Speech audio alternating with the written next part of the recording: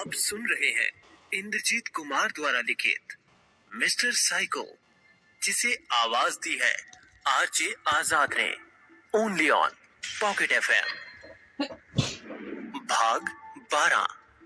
Mister psycho का यह episode, जिसका नाम है गौरव और बजरंगी। फ्लाइट टेक ऑफ हो चुका था। गौरव और बजरंगी प्लेन के अंदर बैठ चुके थे। गौरव और बजरंगी अगल बगल ही बैठे थे। गौरव शांत था, पर कहीं न कहीं उसके उस सपने ने उसे पुराना दिन याद दिला दिया था। बजरंगी भी आगे की कहानी जानने को बेताब था। वो जानना चाहता था कि आखिर रागिनी और गौरव एक साथ कैसे मिले, क्योंकि अब तक जो हुआ था वो सब कुछ उल्टा ही था। दोनों एक दूसरे से बहुत दूर थे। बजरंगी अपने दिमाग में यही सब सोच रहा था कि गौरव ने उसे ऐसे देख लिया। गौरव ने पहले कुछ सोचा और फिर बोला, क्या बात है बजरंगी? कुछ नहीं सर, कुछ नहीं, क्या बात होगी? बजरंगी ने गौरव से झूठ बोलते हुए कहा, पर गौरव ने बजरंगी का झूठ एक ही बार में पकड़ लिया। तू मेरे से झूठ नहीं बोल सकता, ये बात तुझे पता है ना? गौरव ने बजरंगी को घूरते हुए कहा। हाँ सर, जानता हूँ, बजरंगी ने निराश होते हुए कहा। हाँ तो फिर बता, क्या बात है? आखिर तुम्हारे मन में चल क्या रहा है? गौरव ने बजरंगी की तरफ देखते हुए पूछा। आप सर? बजरंगी के इस जवाब से गौरव चौंक पड़ा। गौरव ने अपना चेहरा बनाते हुए कहा, कहना क्या चाहते हो बजरंगी? इस पर बजरंगी ने जवाब दिया, मतलब कि आप और रागिनी भाभी की कहानी। और क्या, मैं यही सोच सोच कर परेशान हो रहा हूँ कि आखिर आप दोनों की कहानी में आगे क्या हुआ। बजरंगी की इस बात पर गौरव ने उसे कंधे पर मारा।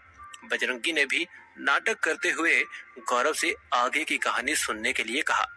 तब आखिर में बजरंगी के सामने हार मानकर गौरव ने कहा, ठीक है, सुनाता हूँ, पर एक बात ध्यान रहे। गौरव ने कहा तो बजरंगी को शक हुआ, पर उसने बिना परवाह किए बगैर कहा, हाँ क्या सर? गौरव ने बजरंगी को समझाते हुए कहा, वो ये कि फ्लाइट से उतरते ही तू इस कहानी को भूल जाएगा और आगे सुनाने को नहीं कहेगा। बोल, मंजूर? गौरव ने बजरंगी के सामने ये शर्त रखी। बजरंगी एक गहरी सोच में डूब गया। उसने बहुत देर तक सोचने और विचारने के बाद कहा, ठीक है सर, आपके आगे किसी की चली है जो मेरी चलेगी। बजरंगी की इस बात पर गौरव मुस्कुरा गया। गौरव ने कहा, ये बात उस दिन की हुई घटना के एक हफ्ते के बाद की है। पहले एक हफ्ता तो मैं ना स्कूल गया और ना ही घर से बाहर निकला, पर एक हफ्ते के बाद मुझे लगा कि ये सब तो होता रहता है, पर इन सब से जिंदगी तो नहीं रुकनी चाहिए ना। बस मैं यही सोचकर नॉर्मल होने की कोशिश करने लगा और धीरे धीरे मैं कामयाब भी हो गया। हाँ, एक हफ्ते बाद जब मैं स्कूल गया तो सब कुछ बहुत अच्छा लगा, पर मैंने भी बात संभाल ली। देर लगी पर सच्चाई मैंने स्वीकार कर ली। मैंने ये खुद को समझा दिया कि अब ये छोड़ो, जो हो गया सो हो गया। अगर उसे ये सब नहीं पसंद तो ना ही करो, वही अच्छा है। पर तभी मेरे दिल में एक ख्याल आया, और ख्याल ये था कि जो हुआ उन सब के लिए एक बार सॉरी कह देना सही रहेगा, ताकि बाद में कोई पछतावा ना रहे। मैंने उस दिन निश्चय किया कि आखिरी बार रागिनी से मिलूंगा और सॉरी कह दूंगा, और मैं उस दिन के बाद से मौका ढूंढने लगा, पर वो मौका मुझे मिल ही नहीं रहा था। हर बार जब रागिनी को अकेले देखता और उससे बात करने की कोशिश करता तो कोई ना कोई परेशानी आ ही जाती। ऐसे ही कई दिन बीते, पर मैं उसे सॉरी नहीं बोल पाया।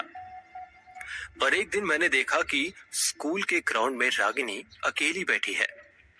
मुझे वो सही मौका लगा। मैंने हिम्मत करते हुए खुद को मजबूत किया और सीधा रागिनी के पास चला गया। अंदर ही अंदर कहीं ना कहीं मैं डर रहा था। मेरा दिल जोरों से धड़क रहा था, क्योंकि रागिनी के उस दिन वाले रूप को देखने के बाद किसी की भी हिम्मत दोबारा उससे बात करने की नहीं होती।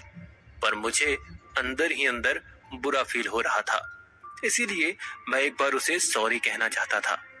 हाय रागिनी, मैंने सीधा जाकर रागिनी से कहा। मैंने इतना कहा ही था कि रागिनी वहां से उठकर जाने लगी और जाते हुए बोली, कहीं चैन नहीं है, हट। सारा मूड खराब हो गया। रागिनी की इस बात से मैंने उसको सामने से रोका। मैंने तुम्हें वार्निंग दिया था ना, अब क्या है?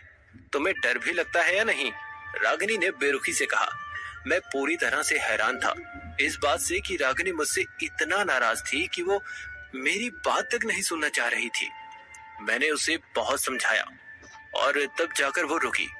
और फिर मैंने उससे कहा, देखो, मुझे पता है कि मैंने तुम्हें बहुत तंग किया है, तुम्हारा पीछा किया, सभी लोगों के सामने तुम्हारी इज्जत की परवाह किए बगैर तुम पर कमेंट किया, पर आज आखिरी बार मैं तुमसे एक बात कहना चाहता हूँ। मेरी बात सुन लो प्लीज।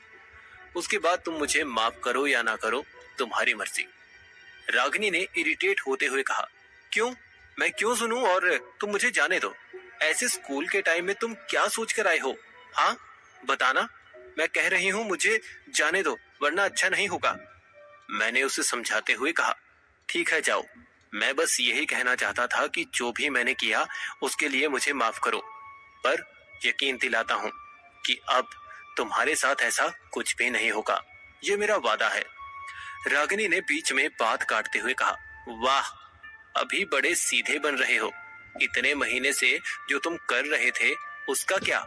देखो, मैं तुम्हारी इन सब बातों से इम्प्रेस नहीं होने वाली, ठीक है? मैं चलती हूँ। मैंने इसके बाद कुछ नहीं कहा। वो चली गई। उसने एक बार भी पीछे मुड़कर नहीं देखा। उस दिन मेरा यकीन अब पक्का हो गया था कि वो मुझे अपना दोस्त तक भी नहीं बना पाएगी। और ये मेरी आखिरी बातचीत हुई रागिनी से। उस दिन के बाद ना ही मैंने उससे बात की और ना उसने मुझसे। गौरव आगे और कुछ बोलता कि तभी उसके फोन की घंटी बजी। उसने देखा तो एसीपी चितरंजन का कोई मैसेज आया हुआ है। मैसेज में बस इतना ही लिखा था कि कॉल मी, इट्स अर्जेंट।